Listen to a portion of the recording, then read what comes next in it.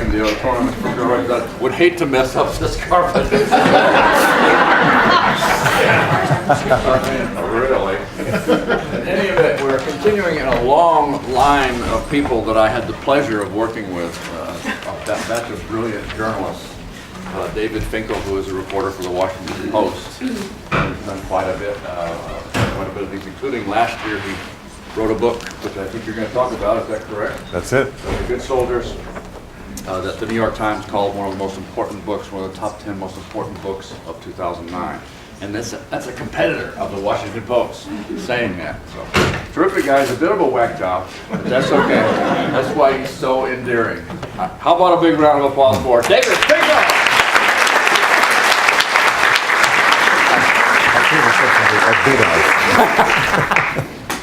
He says he takes exception to a bit of. All right, so friends who do this say you should never start by reading an excerpt. So without further ado, I'd like to read an excerpt. That's a toe, he said quietly. That's the excerpt.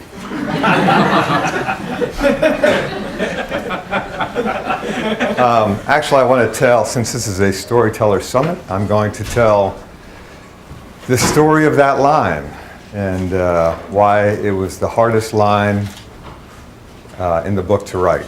But before I get to that, I want to talk a little bit about the book I did, the journalism it involved. I have a talk I like to do. The book's been out 7 months now, so I kind of know what I like to talk about. I'm going to try to tweak it a bit since this is a different crowd, so be patient.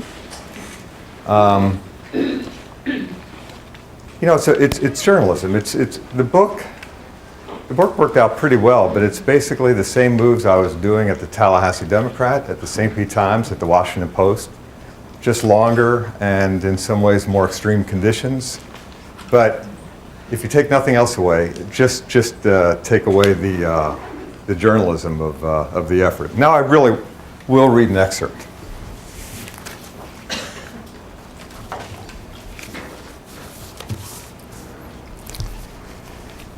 This is how the book begins.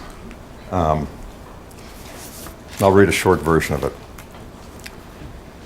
His soldiers weren't yet calling him the lost cause behind his back, not when this began. The soldiers of his who would be injured were still perfectly healthy, and the soldiers of his who would die were still perfectly alive. A soldier who is a favorite of his and who is often described as a younger version of him hadn't yet written of the war in a letter to a friend. I've had enough of this bullshit. Another soldier, one of his best, hadn't yet written in the journal he kept hidden, I've lost all hope. I feel the end is near for me, very, very near. Another hadn't yet gotten angry enough to shoot a thirsty dog that was lapping up a puddle of human blood. Another, who at the end of all this would become the battalion's most decorated soldier, hadn't yet started dreaming about the people he had killed and wondering if God was going to ask him about the two who had been climbing a ladder. Another hadn't yet started seeing himself shooting a man in the head, and then seeing the little girl who had just watched him shoot the man in the head every time he shut his eyes. For that matter, his own dreams hadn't started yet either, at least the ones he would remember, the ones in which his wife and friends were in a cemetery surrounding a hole into which he was suddenly falling. Those dreams would be along soon enough, but in early April 2007, Ralph Koslerich, a U.S. Army lieutenant colonel who had led a battalion of some 800 soldiers into Baghdad as part of George W. Bush's surge, was still finding a reason every day to say it's all good. So this is how the book begins, and it starts there because it's like the last optimistic moment before the story really begins unfolding and taking place. And if you all are writers, and you're dealing with chronology especially, I think you understand that when a chronology begins is at the very last moment before the chronology actually begins. What happened there, that's the day the battalion got its first KIA, and the war actually began for these group of 800 soldiers. The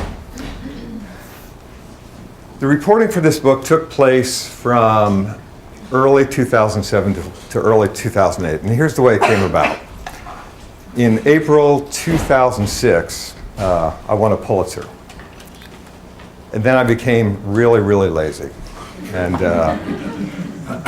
I guess it was late in November 2006 when my editors took me aside and said, you know, it's been 7 months since you won a Pulitzer. Maybe you ought to try writing a story again. It's true. So that was pretty embarrassing, and I thought they were right. And I will eagerly take on whatever the Washington Post asked me to do next. Well, it wasn't immediate because then it was Thanksgiving, and then it was Christmas, and blah, blah, blah. But suddenly it was the new year, and my editor was saying, we want you to go write a story for the paper about the next group of soldiers heading over to Iraq into this new thing, whatever it is.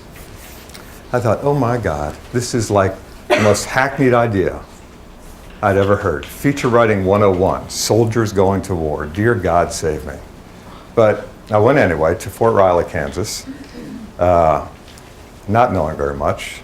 Met a lieutenant colonel named Ralph Koslerich, and as soon as I met him, I just thought, man, there's something here, and I want to write about it. And that's all it takes to get us going, right? A little bit of curiosity. So I wrote the story for the paper about these guys getting ready to go. The day it came out, I sent it up to an agent in New York along with a little note saying, I think there's a book here. And by the end of that day, I had a contract to go cover the surge and to write a book about it. Took a couple of months to work out disability insurance, things like that, but then off I went. And what happened, look, if the thing is, the war may seem pretty much over now, but this was not the case in early 2007. It was a great moment to be a journalist because the war seemed to have reached its lost moment. It seemed to have arrived at tragedy, actually. All the efforts to win in Iraq had failed. This thing was at the lost moment. Here came this last-ditch effort, this thing called the surge. That's a good moment to be a writer, to see what happens. I got in touch with the battalion commander, said I wanted to write this book, made him a promise that I wasn't intending to write a book that was in any way first person, that would be a polemic, that would declare the surge a success or a failure, or the war won or lost, that wasn't my intent. My intent at that point, because the great policy books of the war had been written, memoirs were coming out, but no one had done the simple thing of just going and watching the far end of policy. The war is fought not out of Washington, but by the soldiers themselves. You know, it's an obvious book. Every war has this book many, many times, but it hadn't happened at least by a journalist in Iraq yet. We had had first-person accounts, but not the journalistic, distant observer watching what happens. So I got in touch with Koslerich. I make him the promise that there's no polemic. He says, if that's true, then come on over. And my promise to you is you'll have full access to everything we do. And he was good to his word. So here was a battalion of 800 U.S. Army infantry soldiers, average age 19. Most of these guys had never been out of the country, much less their home state, and now they got on planes to Kuwait and then helicopters into Baghdad, and suddenly they were in the midst of a war. And they were happy to be there. They were eager. They were optimistic. They wanted to fight the war. They were there for 15 months, and by the time they came home, 14 were dead, 75 were very badly wounded. Some thought they had done well, but in every way they came home changed, transformed, and degraded by the experience. They were different people. Obviously, that's what happens. There's no headline here. War is bad. It's a bad thing. It fucks up people. And that's what happened in this war as well. But sometimes as journalists, as chroniclers, if we can pay attention to the details that matter, in a fresh way, the book works, or the story works. So these guys go to East Baghdad. The luck of the draw is they end up in a really vicious area of eastern Baghdad. And they were doing this new strategy called counterinsurgency, which meant just kind of, the number one rule is if you can go out and make the people feel safer, everything will trickle out from there. Everything will work out. So every day, these guys would go out into the streets of East Baghdad to try to make people feel safer. And the best way to describe what a day was like is through a short video I did in my one attempt to try to be a new media journalist.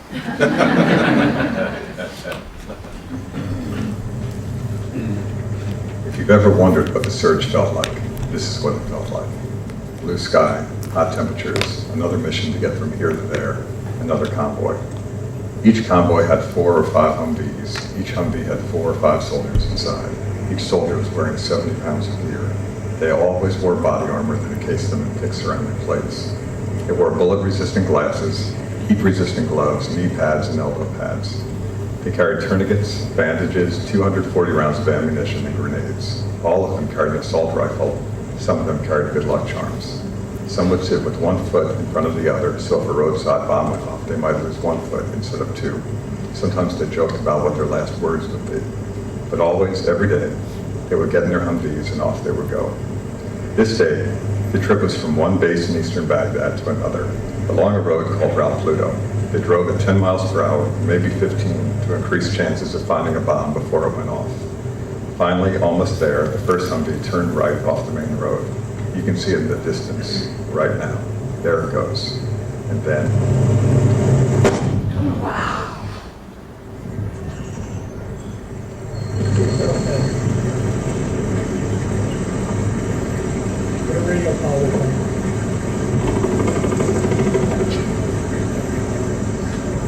This day there were some injuries, but no deaths. Other days were different, but every day felt like this in the surge. This is what could happen at any moment. This is what it was like.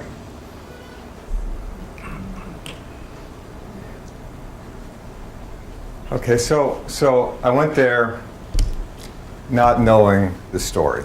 And, you go someplace and you know just enough to actually get off your ass and go somewhere thinking you know everything. And then sometimes the process of journalism involves staying there long enough to realize you don't know anything at all, and eventually the true story does come out. When I say true story, I want to be careful, because you could have taken any of you, put you in the same place for the same period of time with the same things happening, and you would have written an entirely different book that would have been just as true as my book is. But this is what I saw, and it's what I chronicled, and it's the book I wrote.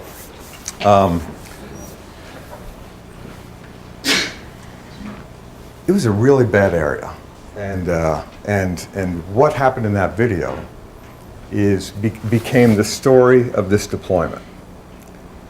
When the guys first got there, they thought they were pretty invincible. That if bad things were happening to other soldiers, it's because the other soldiers were screwing up. That they were poorly trained, that they were not paying attention. And then these guys had their first KIA.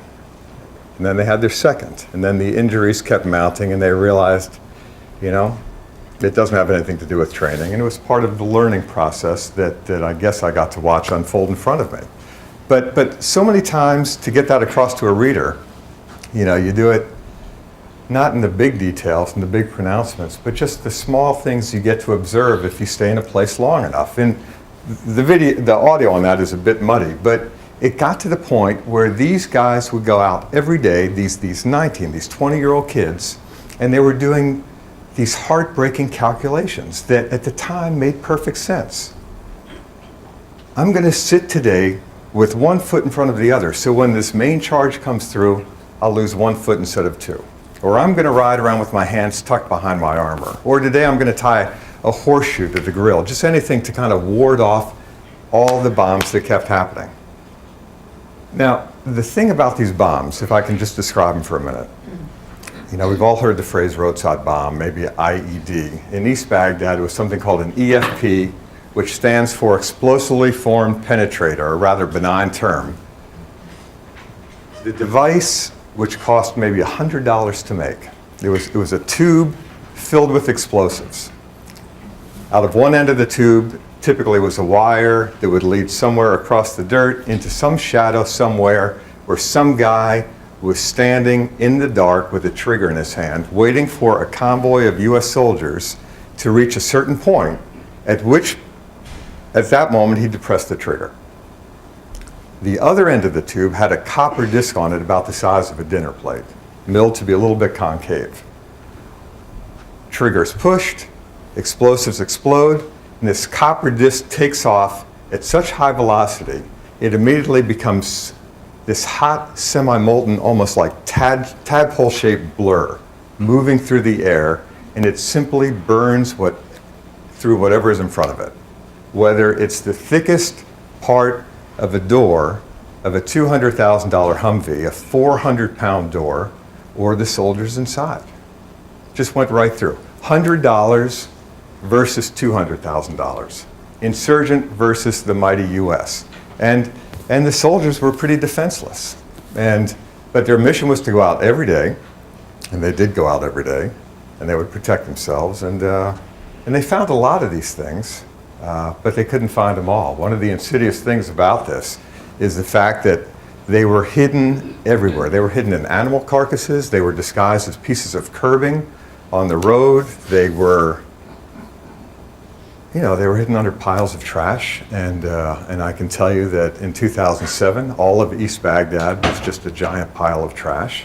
But they kept going. And as the injuries kept going, you could just see this degradation of the human spirit taking place in many cases. Good soldiers, it's not an ironic title, they really were good soldiers. I was lucky, it was a good battalion, but it began taking its toll. So, if you're telling a story, you want to do it not only by being in an interesting place at the right moment and then staying long enough for a story to occur, but you also want to do it through characters. And just very quickly, I want to run through some of the characters in the book.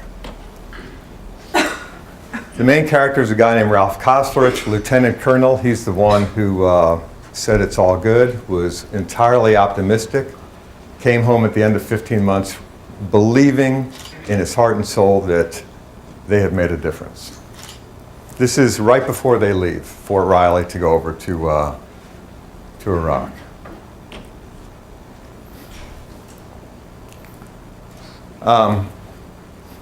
This is a guy named Brent Cummings who I believe if we were to be soldiers, many of us would want to be this guy.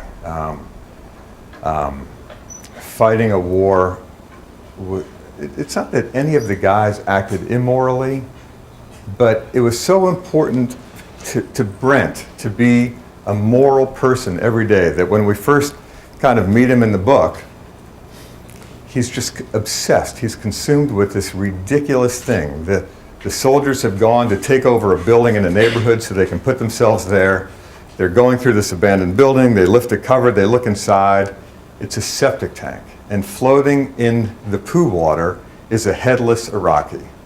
And Brent says, this was somebody's son, maybe somebody's husband, maybe somebody's father. And who are we if we don't get this guy out of there? This is the way we must behave. Well, no, he couldn't insist that an American soldier go into poo water to recover someone who's not an American. The Iraqis didn't want to touch it. So he obsessed on this. At the end of the book, when everything, 15 months later, injuries, deaths, the rest of it, when they were getting ready to leave and everything just went to hell, and they were suddenly in this ridiculous flat-out warfare. Cummings was watching a video feed of an insurgent firing at a bunch of U.S. soldiers. And then in came a helicopter basically to blast the insurgent, and Brent began screaming, "Die, monkey, die." All right, now he understands how offensive that was. But he had gone in those 15 months from somebody who was just trying to do this ridiculous thing about rescuing a headless Iraqi to screaming this vulgarity at the end.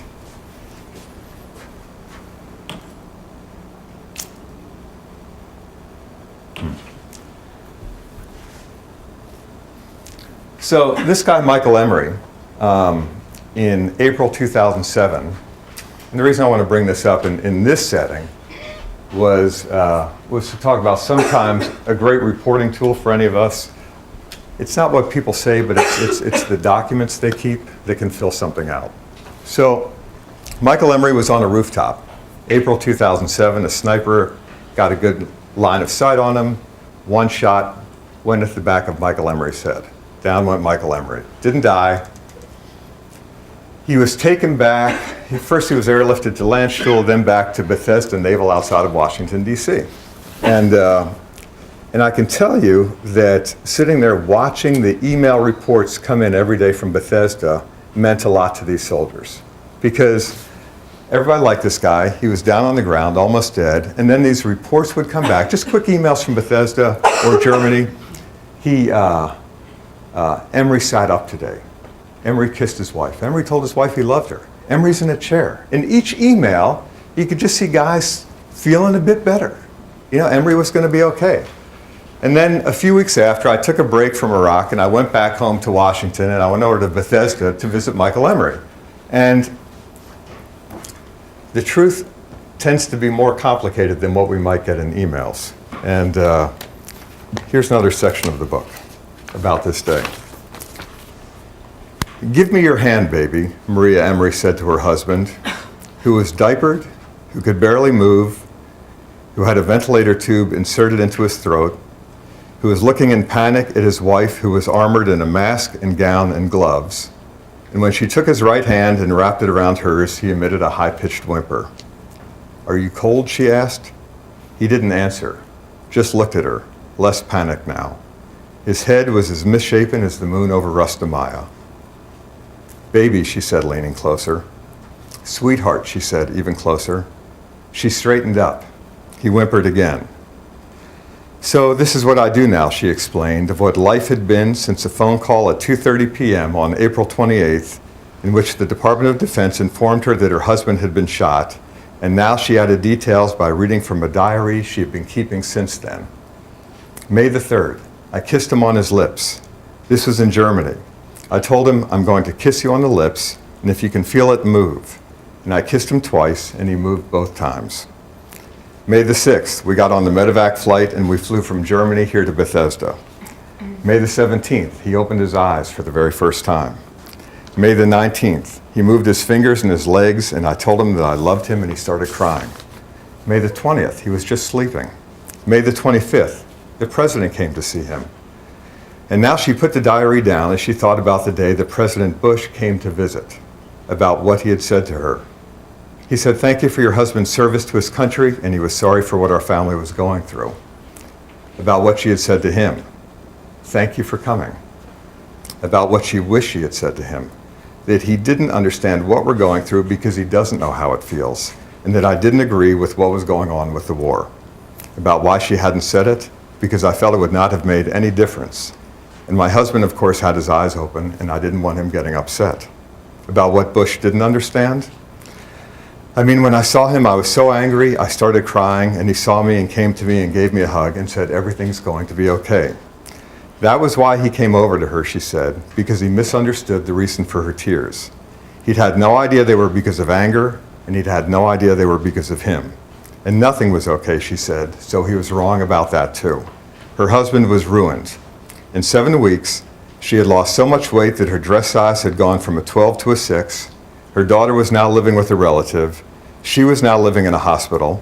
The doctors were saying it could be years before her husband was better, if ever, and hope, if it existed at all, had to be extracted from wherever it could, from the awful day, for instance, in which he lifted his right hand and placed it on her shoulder and then tried to move it across her breasts and then started to cry.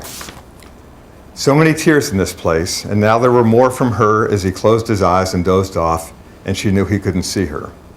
She stepped out of the room. She removed the gloves, the gown, the mask.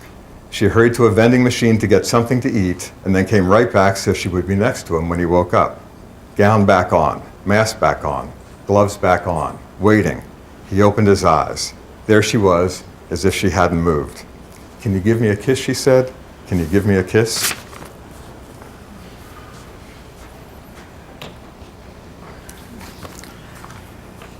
So, how do we find characters when we're reporting a story? Sometimes it's serendipity. I was looking around one day, it was a quiet day, and I needed somebody to talk to, and I asked a soldier, "So who's a really great soldier who I ought to talk to. Who do I need to talk to? And this guy said, well, you should talk to this guy, Adam Schumann. He's one of our very best soldiers. So I went and found Adam Schumann a couple days later. He was in his room, about to go home. Severe case of PTSD, which I didn't know.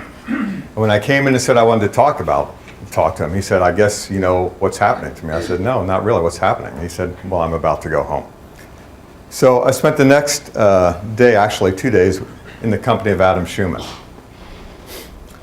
When Michael Emery was shot in the back of the head, they had to get him down 3 flights of stairs. And they couldn't quite, it was a narrow staircase, and they couldn't get a litter up to him. So Adam Schumann ended up putting Michael Emery on his back in kind of a fireman's carry to get him down to a Humvee so he could be medevaced. Now, it just so happened from the angle of things that the blood coming out of Michael Emery's head kept going into Adam Schumann's mouth as he was huffing and puffing his way down the stairs. 6 months later, he was still tasting the blood, and he simply couldn't be a soldier anymore. He had to go home. Absolutely guilt-ridden. You know, he felt terrible. He was a great soldier, 3rd deployment, 1,000 days in Iraq. And as he left that day, he just couldn't have felt lower about what his life had become, and guilty for leaving the guys behind. So it's just a matter of following him, you know. He stops at a bank of payphones. He calls his wife to say he's coming home. She says, I'm scared about what you're going to do to me. And he said, I'm not going to do anything to you. And he hung up and he said, I'm scared about this too. He didn't know. We go over finally to the landing zone for the helicopters, and there's like 6 soldiers there. Adam Schumann gets in line, the helicopters come down, everybody moves forward, Adam Schumann gets to the front of the line, a hand comes down. The guy says, this isn't your helicopter. Doesn't know what this means. Everybody else gets on board. They leave. Now it's just Adam Schumann by himself in these last moments of being a US soldier. In come the next set of helicopters, both with big red crosses on their side. And Adam Schumann thinks, I get it now. These are the helicopters for the wounded and the dead, and that's who I am. I'm wounded, I'm dead, I'm done. And off he went home.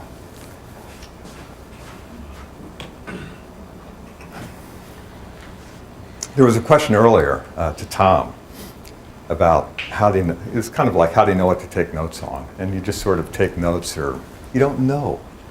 So at the beginning, until the story emerges, you take notes on everything and you photograph everything. And I was just so happy that I had a picture of this guy because he turned out to be just absolutely crucial at the end of the book. Another quick excerpt. These guys were done. And the last few months were quiet, and they really started thinking, maybe we've done something in East Baghdad. Maybe we've made it better. And then this amazing thing happens, totally unrelated to them, where the Prime Minister of Iraq decides to take troops into Basra in southern Iraq to show that his forces are now capable of being soldiers on their own. And everything just goes to hell in Basra. There are mass defections in the Iraqi forces.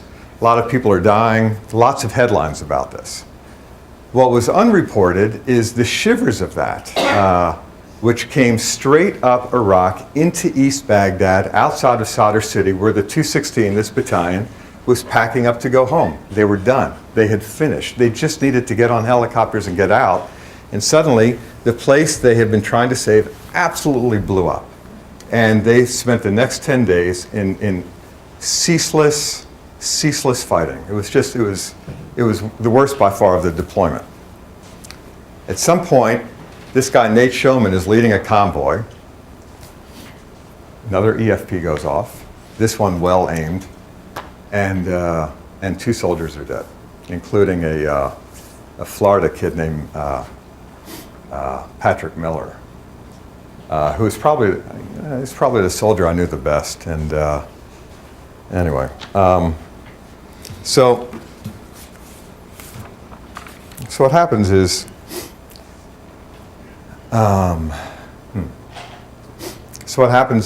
that Koslerich, the commander, wants to know what happened, basically. And here's one more excerpt from the book. And I read it because we all reach the point as journalists where we've seen enough to start making connections, telling a fuller story. It's not just what's in front of us, but we can start attaching it to all the things that have happened previously, and patterns do emerge. So here's a very brief excerpt. In a part of the base, Nate Showman was writing too. "Ray, baby," he wrote to his new wife. He had come in at 7:55 a.m. with blood on his boots and a sadness so thorough that he'd been unable to speak, even when a few soldiers asked him how he was doing. His answer was to shake his head and stare at the ground. He had spent the rest of the day in isolation, and only now had he found some words he wanted to say, writing to his wife, "I'm going to need some help when I get home." He slept only a little that night, even though he was exhausted, and the next day, at Koslerich's request, he went reluctantly to the operations center for debriefing. The two of them had always been able to talk more easily than most commanders and junior officers, maybe because Showman's self-confidence and methodical thinking in some ways reminded Koslerich of himself. "I'm just trying to figure out what the hell happened," Koslerich said now to Showman, getting right to it. And when Showman looked at him in silence, Koslerich said quietly, "If you would, just talk me through." So Showman began by telling Koslerich about what Patrick Miller was doing just before he died. That he was standing outside of his Humvee eating a date that he'd been given by an Iraqi national policeman. "The last thing I saw of Little Miller," is how he put it, and he didn't bother to explain that Miller was called Little Miller to differentiate him from Big Miller, a soldier with a back so hairy that there would be bets among soldiers over who would be brave enough to lick it. Or about the night his soldiers woke him up, and there was Little Miller dancing in front of him, naked except for his sunglasses, an M4, a bandana, and a thong, and laughing hysterically as he chanted, "I'm ready to fight terrorists." All of the soldiers were laughing, and he had laughed too. He'd been crazy about Miller. Little Miller was putting a can of gas in the trunk. The national guy gave him a date, he said, and he didn't bother with the rest of it, that the reason the Iraqi gave him a date was out of gratitude, and the reason for the gratitude was that the Americans had come to save him.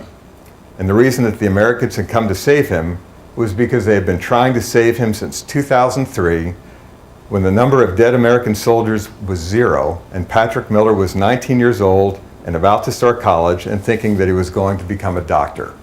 And instead, he took a date and ate it and gave the guy the thumbs up and got back in the truck, Showman said. And then the truck took off on a route that Showman had just thought of, which led straight into an exploding EFP. So the thing is, let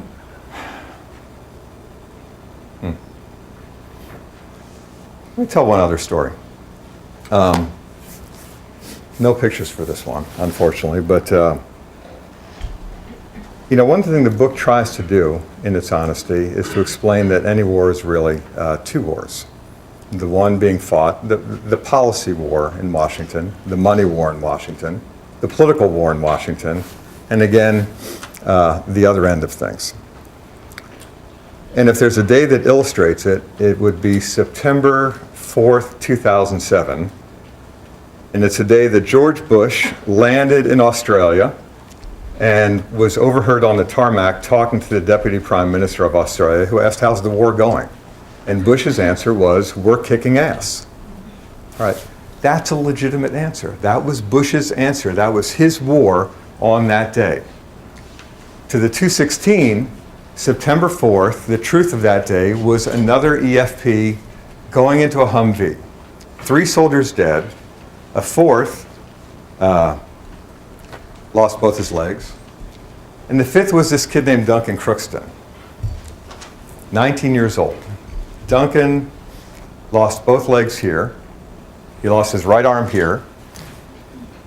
Lost his left arm here. And the little that remained of Duncan was very badly burned. He did not die. He was airlifted to Landstuhl, and then he was taken to Brooke Army Medical Center outside of San Antonio. And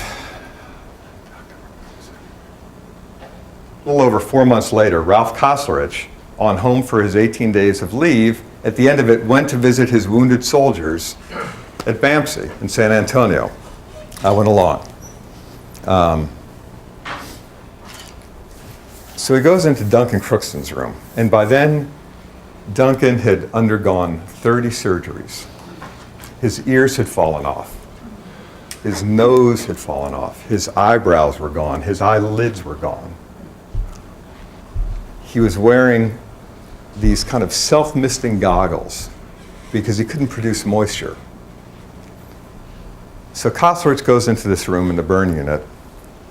It doesn't even make sense. It's like half of a man wrapped in bandages, wearing these goggles, bolted to a bed. He's unable to turn. He just can't, he's just there. Being taken care of by his wife, Megan, who was 20 years old, and his mother, Lee, who had basically moved from Denver. This was their life now. So Koslerich, who always found a way to say it's all good, did not say it that day. He walked in, he saw Duncan, he just said under his breath, "Bastards." Goes up and begins talking to Duncan. We're winning the war, this is for you. No response. Keeps talking to him. No response, no response, no response. Finally, at the end of it, Ralph says something like, I'm going back to Iraq now. We're going to keep winning the war. Your orders are to get better. That's all you have to do. I'm ordering you to get better. Do you understand? And then there's this little slightest nod.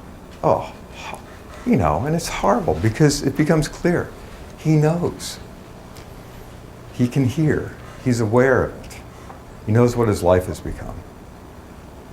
So Koslerich leaves, and he goes straight from there to the airport, to Kuwait, to Iraq, goes into his office. There's an email waiting from Lee Crookston, Duncan's mother. Let's see if I can find it.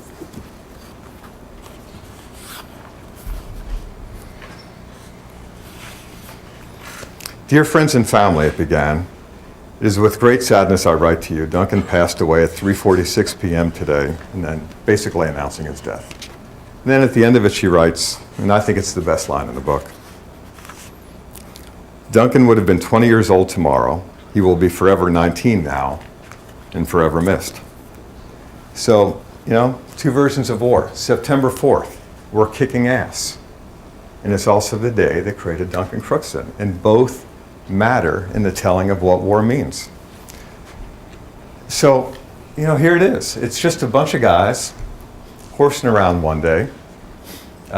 This guy's laughing, taking pictures. But 14 times while they were there, those pictures they were taking became these pictures. So, here's Duncan. And here is a guy named Josh Reeves. And now, that brings me back to the toe. So in late September 2007, there was a period where David Petraeus, General Petraeus, went to Washington and testified before Congress about how the surge was going. It was this huge deal. It was David Petraeus left Washington, one of the most famous people in America, maybe the world. This was such a big deal. Goes back to Iraq. As it happens, a week later, he goes to this base where I am to visit the 216. And this was a huge thing because Ralph Koslerich, nobody ever came to this place. And here was the great David Petraeus sitting shoulder to shoulder with Ralph Koslerich. And Koslerich begins talking to him about what the 216 has done in Baghdad. And he starts telling him about their greatest success, which was basically putting a platoon of soldiers in a gas station. Because the gas station had lines of Iraqis waiting for gas. Sometimes the lines would be 2 days long. People would sleep in their cars. Platoon of soldiers go, and it was a black market operation. Just basically skimming people for money, for more EFPs. Puts a platoon of soldiers there, the waiting line drops drastically. As Koslerich is talking about this, Petraeus interrupts him and says, we know about this, and we need to do more of this in Baghdad. And I have to tell you, there were not many happy days in Iraq, but this was, you could just see sunbeams coming off Koslerich. He had just gotten a compliment from David Petraeus. Petraeus leaves, Koslerich is standing outside a couple hours later, still just so happy about this. Perfect day, blue sky, sound of an explosion. Everyone looks. And then here comes the coil of black smoke, and it's coming from the gas station. And the platoon leaving that day, in came another EFP into Joshua Reeves. So, and as these things happen, Joshua Reeves, just that morning, he had found out his wife had given birth to their first baby. He was waiting to call her. Instead, he's taken into the aid station, totally shredded. Buttocks gone, much of his legs are gone. By the time I get in there, a couple minutes later, he's just totally stripped. And they're trying to save his life. So here we are in the line. It's me, another soldier, Koslerich, the chaplain, Brent Cummings, watching these efforts to save this guy's life. Oh man, it's just vicious. Every time they press on his chest, they do it so hard that pieces of him are falling to the floor. And at one point, a nurse trying to tidy up is moving, and she kicks something which goes skidding across the floor and comes to rest against my boot. And the soldier next to me looks down and he says, "That's a toe." So it's time to write that chapter. Now I know that that's a great line. That's a toe. Of all the details in this whole scene, the best detail of all is that's a toe. It's quiet, it's otherworldly, it's just great. Do I use it? Well, at one level, it passes the test. As writers, we want to include details, but we don't want to be so gory in these scenes that we descend into what we call war porn, where you're just basically throwing stuff in because you have it and you can show how cool you were that you were there. This is not war porn. It's a great line. On the other hand, I have two kids about the age of these soldiers, and Joshua Reeves had parents who loved him, a wife who loved him, a new baby who's going to grow up and want to hear about her father. All they know is he's dead. They don't know the details. And now suddenly, one day, they're going to pick up a book, and they're going to read it, and they're going to see this line, "That's a toe." So, in the end, I used it. Number one, our obligation as writers is to the story. It's not to the people we're writing about. Number two, it passed the test on war porn. And number three, I don't know, I just wanted to put it in. It's a good line. A couple of months go by and I get an email, and the subject line says, "From the father of Joshua Reeves." So, open it up. It's a long email. It's a beautiful email. And somewhere in there he says, "I want to thank you for the way you wrote about my son."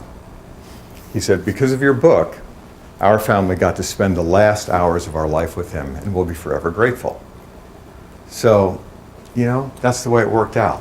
But I can tell you, it could have gone the other way too. It could have said, "You're just a son of a bitch. You're an asshole for putting the most intimate thing that ever happened to our son in this book." So I guess I just bring that up because those are decisions we all face in doing this. Anyway, 14 guys died, 75 injured, and I can tell you that every one of them is back now. They've gone on to other deployments. Some are okay, some aren't okay. Adam Schumann is still a mess. Many of them are still a mess, and we can think that this war is over, but in every case, these guys are going to be fighting it for the rest of their lives. What did the book do? I don't know. It's an honest piece of journalism. It's true. It's defensible. Nothing is made up. It's what happened. So if my goal, I guess my goal was not to write a book about the war, but to use the war to write about the character of men. And that's what I tried to do. And again, it's not a new topic. War is not good. War is lousy. Guys die. That's the deal. But we can't, I guess, if you don't mind a little advice, we can't be hobbled by the thought that this story has already been done, because every story has already been done by people better than us. But if you're curious about something, if you want to figure it out, just go find a way to stay long enough to figure out what the story is, and then just try to write it with decency and with honesty. So let's talk about journalism. Any questions? How do you get over an experience like that? Oh, you know, it was pretty easy for two reasons. One, unlike the soldiers who never got breaks, when it got to be too much, I could get away. So every month or 6 weeks, I could either go to the Washington Post bureau in Baghdad. I could just, sleep without worrying about rockets. I could get a little drunk if I wanted, or I could come back here and do some reporting in the States. And the other thing is, at the end of it, I came home and I spent 11 months writing a book, which was quite cathartic. Trying to give organization, trying to give narrative structure to what happened over there was a good thing. The soldiers, they didn't have that advantage. They came home, they had to be there. They came home and they went straight on to the next thing. And not like every one of them needs to spend 11 months writing, but it was profound enough that you got to deal with it somehow. And to deflect your question or to divert it, the question really ought to be about, are we asking too much of these guys on multiple deployments to go back without considering it? So, with respect to the writing, do you try to do his writing in the midst of your reporting? No. Or do you save that till later? Yeah, no. I finished the reporting. I came home, very deliberately did an outline. Knew where I wanted to begin, knew where I wanted it to end. Divided it up into chapters, and then at that point, after doing a very serious index of all my notes, getting my head around what I had, then I began working my way through it. It's pretty deliberate. It's I can't do it another way. I have friends who can start in the middle of a story and then go back. I have to start at the first sentence and write it till I can live with it enough to get to the second sentence, and then I go on from there. Anybody else? Have you been accused by anybody as being unpatriotic? Unpatriotic? Well, I've been accused of unpatriotic and patriotic, and no. No. Mm-mm. But do you all remember a few weeks ago when that video came out of the Reuters journalist being killed in Baghdad, this WikiLeaks thing? Anybody? So that was it's a video that kind of went viral, I guess. It's like 8 million hits and counting, and it's a pretty brutal video. It also was in the book because I was there when that happened, and it was just one of the operations this battalion was on.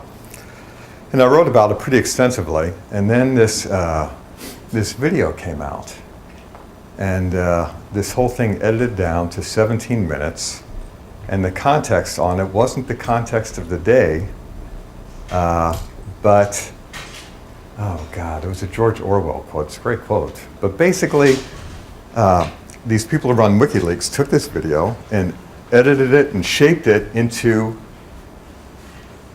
an agenda-driven statement.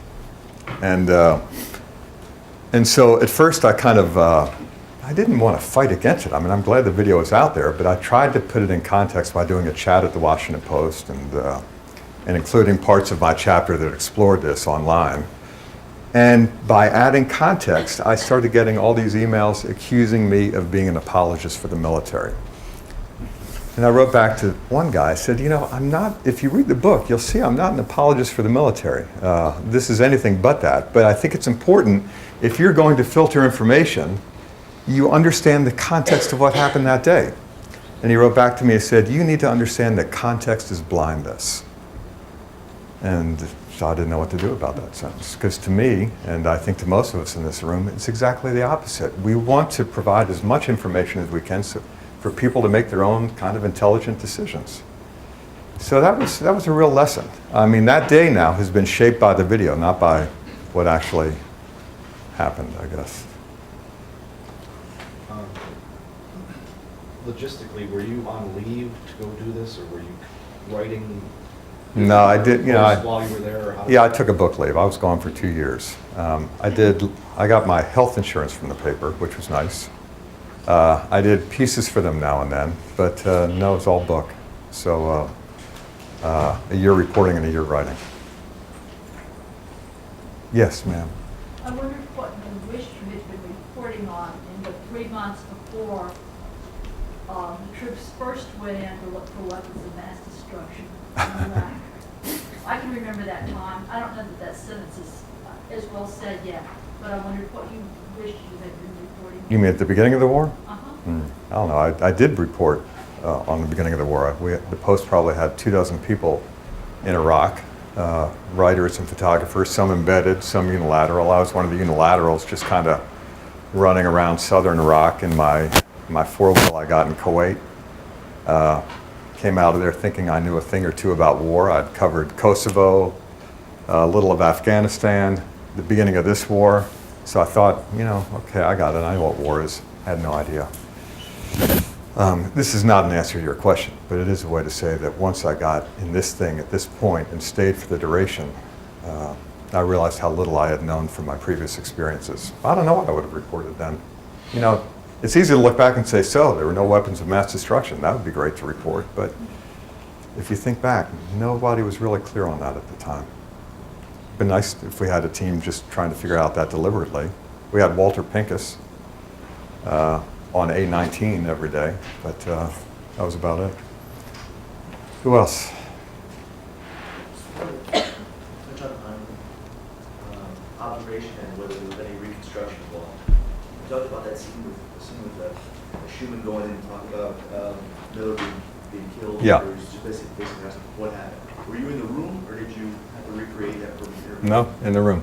I mean, most of the book is observed journalism, which is the best way, buttressed with documents and things like that. But we're at an interesting time in journalism where pretty much no one trusts us. So when I started this 30 years ago, I think we got the benefit of the doubt. Now, I think in our writing, no matter what we're doing, we need to be as transparent as we can be about sourcing. If we didn't see something, we need to give a signal to the reader that this is being recalled later or said later. And if you're there, shit, you're there. You can just write it. When I wasn't there, the book was based on mostly observation,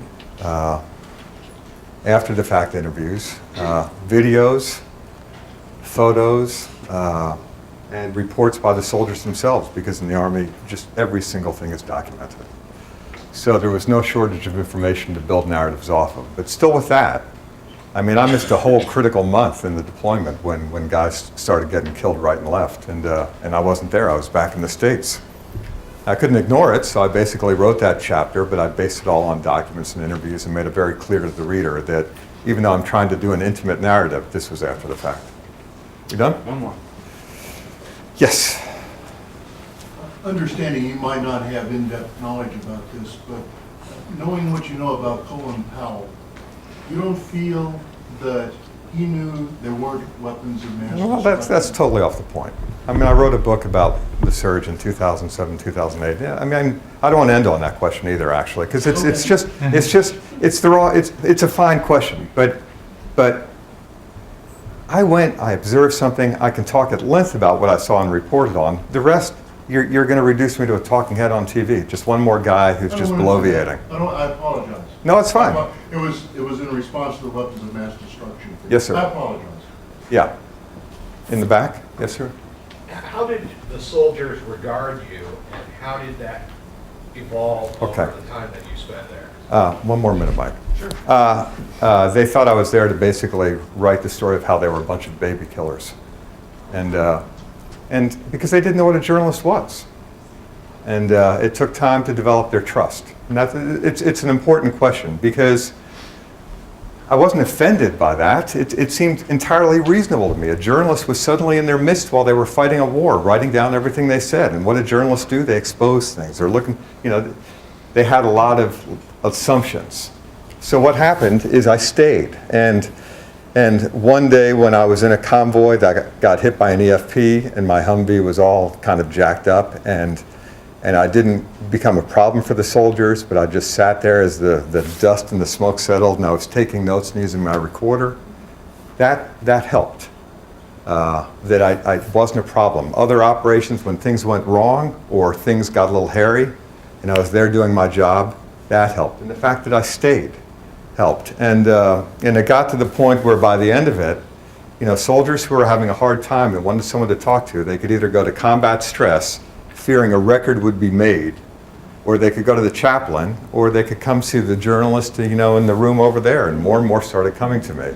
That said, it wasn't until the book came out that I think full trust developed when they saw the book, when they read how I had documented the war. And the emails I get, hundreds of emails, basically say, I came home from the war, I didn't want to talk to anybody about it, and I still don't want to. And everybody wants to know, what was it like? I don't talk to people now. I give them your book. I say, read the book, and you'll understand what it was like and why I can't talk about it. So it took that long, I think, and there's still guys who think I'm an ass, I'm sure. But for the most part, they realized it was a serious piece of journalism that resonates. Thanks, Mike. Yeah.